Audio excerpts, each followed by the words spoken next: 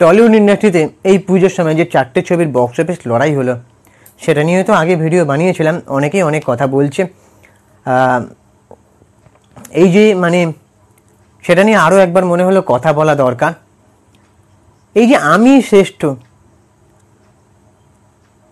বা নিজেই নিজের পিঠে পিঠ চাপড়ানো, নিজেই নিজের পিঠ চাপড়ানো, এটা তো আগে এত হতো না। মানে এই যে টলিউড ইন্ডাস্ট্রিতে বলা হতো যে সবাই সবার ছবি দেখুন, তার মানে কোথাও কি এটা একটা মিথ্যে? কেউ মন থেকে বলতো না। এটা কিন্তু এই পুজোর যে 4টে ছবি রিলিজ হয়েছিল সেই সময়টার ঘটনাগুলো দেখে কিন্তু প্রমাণ হয়ে গেছে। আগে যখন বুম্বাদা, তাপস পাল, চিরঞ্জিত চক্রবর্তী এনাদের কথা না বললেই নয়, এনারা যখন অভিনয় করতেন এদের কিন্তু ভালো রকম কম্পিটিশান ছিল। এখন তো হাতে গোনা কয়েকটা নায়ক আছে, দেবদা, জিৎদা, বুম্বাদা তো বলতে গেলে ওদের জেনারেশনের মধ্যে পড়েই না, সোহম, অঙ্কুশ। কিন্তু বুম্বাদার কম্পিটিটর কিন্তু অনেকগুলো ছিল, চিরঞ্জিত চক্রবর্তী, তাপস পাল, অভিষেক চ্যাটার্জিও মাঝে আরও নায়ক হয়ে চেষ্টা করছে। বলিউড থেকে অনেক হিরোইনে, শরৎ কাপুর, তারপরে আরও কাউকে এনে চেষ্টা করা হচ্ছে যাতে আরও একটা নায়কের জন্ম দেওয়া যায় টলিউডে। তো কিন্তু কোনোভাবে বুম্বাদাকে কেউ সরাতে পারেনি। বুম্বাদা চিরকালই নাম্বার 1 ছিল, সেটা আলাদা কথা। সেটা কিন্তু মানে কেউ কারোর দিকে তীর ছুঁড়ে একে অপরের দিকে কাদা ছোড়াছুড়ি রেতারেতি করে নয় কিন্তু, বা ওর ছবি কেন দেখছো, আমি শ্রেষ্ঠ, আমার ছবি দেখো, এটা কিন্তু ছিল না। তো এইটা নিয়েই আজকে ভিডিওতে বলা যে আজকে এই যে লড়াইটা হচ্ছে, প্রযোজক পরিচালককে নাকি খুনের হুমকি দেওয়া হচ্ছে, ভিকটিম কার্ড, মাফিয়া কার্ড খেলতে হচ্ছে। এগুলো একটা নিউজ মিডিয়ায় দেখছিলাম, শুনছিলাম। দেবস্তুতি করা হচ্ছে, মানে দেবদাকে নিয়ে বলছি, সেটা ঠিক আছে, বাট একে অন্যের দিকে কাদা ছোড়াছুড়ি করা। সবাই বলছে যে আমার ছবি শ্রেষ্ঠ ছবি, আমার ছবিটাকেই দেখো তোমরা। যদিও বুম্বাদা 4টে ছবি দেখার কথাই বলেছে।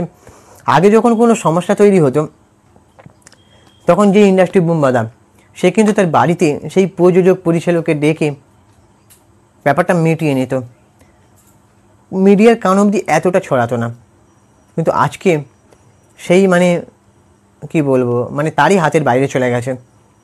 এতটা নিজেদের ব্যবসা নিয়ে পড়ে আছে সবাই। দেখুন, সিনেমা ব্যবসা করবে এটা ঠিক, ব্যবসা সবাই সবার ব্যবসা এগিয়ে রাখতে চায়, কিন্তু ঠিক আছে, কিন্তু সেটা সুষ্ঠু পরিবেশে একে অপরকে অসম্মান করে নয়। তো এই যে আজকে হলো যেটা, মানে আজকের দিনে জানিয়ে যে ঘটনাটা ঘটছে, পুজোর ছবি রেসে নিয়ে কেউ কর্পোরেট বুক করে হল ভরিয়ে দিচ্ছে, বলছে আমার ছবি এত, তারপরে বলছে বুক মাই শোতে গিয়ে দেখো আমার টিকিটের এত, তারপরে ফেক বক্স অফিস কালেকশান দেওয়া, এগুলো না কোথাও গিয়ে না আর ভালো লাগছে না। এগুলো কোথাও গিয়ে একটা বন্ধ হওয়া দরকার।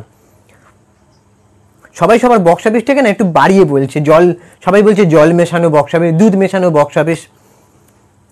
মানে এই বছরের পুজোটাই কিন্তু এরকম রেষারেষি যদি না করা হতো, সুষ্ঠুভাবে যদি কেউ এত প্রতিযোগিতায় না এসে ঠিকঠাক টাইমে যদি প্রপার টাইমে ছবি রিলিজ দেওয়া হয়ে যেত, তাহলে যে ছবি 16 থেকে 17-18 কোটি টাকা ব্যবসা দিতে পারতো, সেই ছবি মেরে কেটে 8 কোটিও হয়েছে কিনা সেটা নিয়ে সন্দেহ আছে। রঘু ডাকাত হিট বলা যেতে পারে কি সুপার হিট বলা যেতে পারে সেটা নিয়েও ধোঁয়াশায় আছি, কারণ বাজেট রিকভার করতে পেরেছে কিনা এখনও কিন্তু সেই বিষয়ে পুরো ক্লিয়ার নয়। তারপরে দেবী চৌধুরানী এমনি হল পায়নি, সে কোন ঠাসা হয়ে গেছে। রক্তবৃষ্টি কতটা কর্পোরেট বুক আছে, কি আছে না আছে সেটা জানা যাচ্ছে না। কেউ না সিনেমার বক্স অফিসকে না আর বিশ্বাস করতে চাইছে না, এতটাই জল মেশানো দুধ মেশানো কাদা ছোড়াছুড়ি ব্যাপারটা এসে গেছে। এই জল মেশানো বক্স অফিসটা কিন্তু আগে থেকেই হচ্ছিল, এতটা এটার মানে সবার দেওয়ালে এসে পিঠ থেকে যাবে, আমাদের দর্শকদেরই কোথাও একটা অস্বস্তি লাগছে, বিরক্তি লাগছে এইসব একঘেয়ে জিনিসগুলো দেখতে দেখতে। একটা সিনেমা আসবে ভাই, সিনেমার মতন চলতে দিতে হবে। সেটা যদি না চলে তাহলে সেটা আলাদা কথা। তো সেটা নিয়ে কর্পোরেট বুক করে করে কতদিন এভাবে টিকিয়ে রাখা যায় বলো তো। আমি কোনো পার্টিকুলারলি কোনো ছবির নাম নিচ্ছে না, কর্পোরেট বুক সবাই করে, বলিউডও করে, কিন্তু আসলে এই ঘটনার সূত্রটা হতো না। ঘটনার সূত্রপাতটা কোথায় হয়েছে জানো? মেন কথা হচ্ছে দেবদা যখন ধূমকেতু রিলিজ করবে, তখন একটা বড় সিনেমা ওয়ার 2, বলিউডের সিনেমা, এমনি নাকি বলিউড থেকে প্রযোজকরা নাকি একটা কলকাতার হল মালিকদের নাকি বলে যে আমার এই ছবিকে চালাও তোমরা, মানে কি বলবো, একটা টাকার লোভ, ক্ষমতা পাওয়া সব কিছুই দেখানো হয়। তো সেটার ব্যাপারে দেবদা বোম্বা থেকে ডেকেছিলেন, আরও সবাই আর্টিস্ট কলাকুশলীদের ডেকেছিলেন যারা বিশিষ্ট ব্যক্তি। তো সেখানে মুখ্যমন্ত্রীর কাছে একটা চিঠি লেখা হয় মাননীয়ার কাছে, সেখানে বোম্বাদার ফার্স্ট সাইন ছিল। বোম্বাদার কিন্তু সেই সময় কোনো সিনেমা রিলিজ ছিল না। ধূমকেতু যাতে একটা জায়গা পায় সেটা নিয়ে আরও ডিরেক্টররা এসেছিলেন। বোম্বাদা সব ব্যাপারেই থাকেন, এ ব্যাপারেও ছিলেন, দেবদার পাশে সবসময়ই থাকেন। দেবদার যখন ধূমকেতু প্রাইম টাইম শো দেওয়া হলো, মানে মাননীয়া সেটা সলিউশনে এসে বললেন যে সব ছবিকে প্রাইম টাইম গুরুত্ব দিতে হবে, বাংলা ছবিকে আগে অগ্রাধিকার দিতে হবে। তখন দেবদা মিডিয়ার সামনে এসে এটাই বলছেন, এটা শুধু ধূমকেতুর জন্য না, প্রত্যেকটা বাংলা ছবির বেলাতেই এরকম হোক, এরকম প্রাইম টাইম শো দেওয়া হোক, সমান সংখ্যক শো দেওয়া হোক। কিন্তু পুজোর লড়াইতে এসে সবার মানে চেঞ্জ হয়ে গেছে।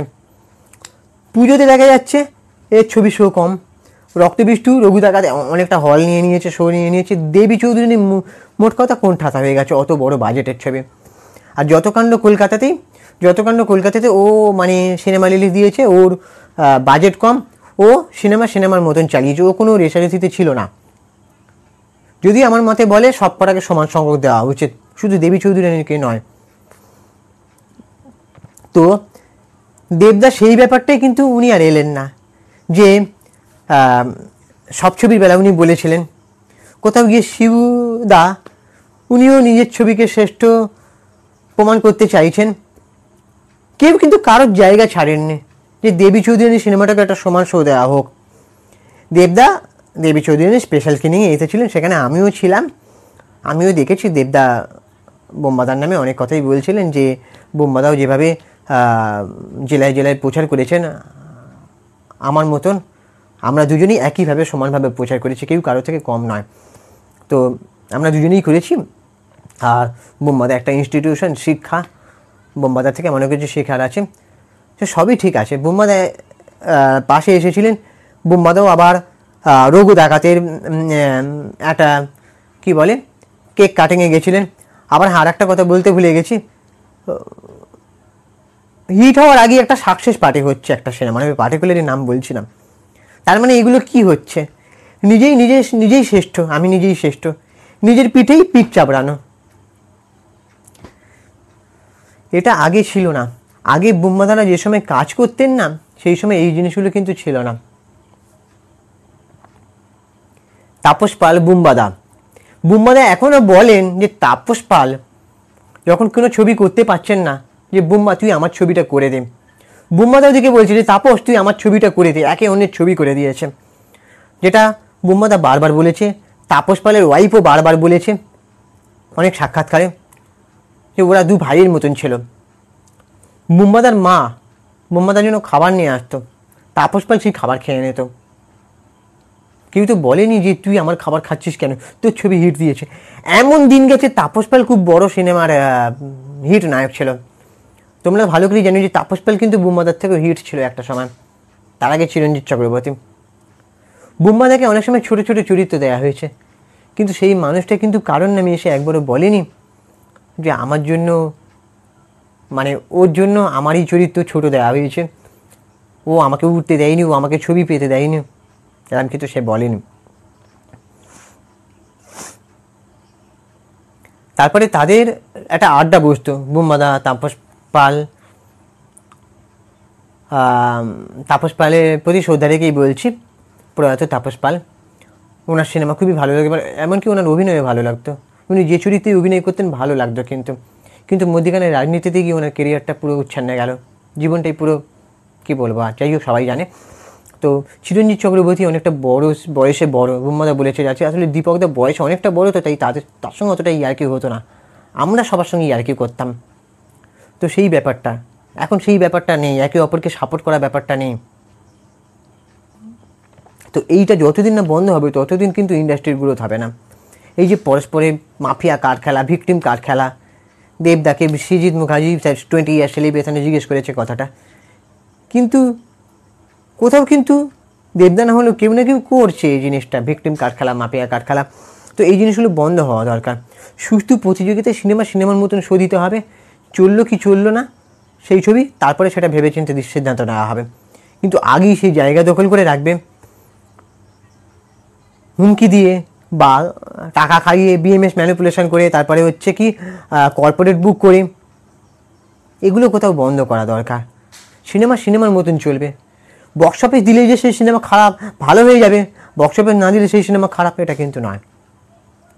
দিনের সাথে সবাইকে পাশে থাকতে হবে, তবেই ইন্ডাস্ট্রির গ্রোথ হবে, না হলে পরবর্তী কোনো নায়ক আর উঠে আসতে পারবে না। এবার তোমাদের কি ওপিনিয়ন তোমরা জানাও, এবং চ্যানেলটাকে সাবস্ক্রাইব করে দাও। আর আমি ইনস্টাগ্রামে আছি চিঙ্কি বাবু 253, তোমরা ওখানে গিয়ে ফলো করে দাও।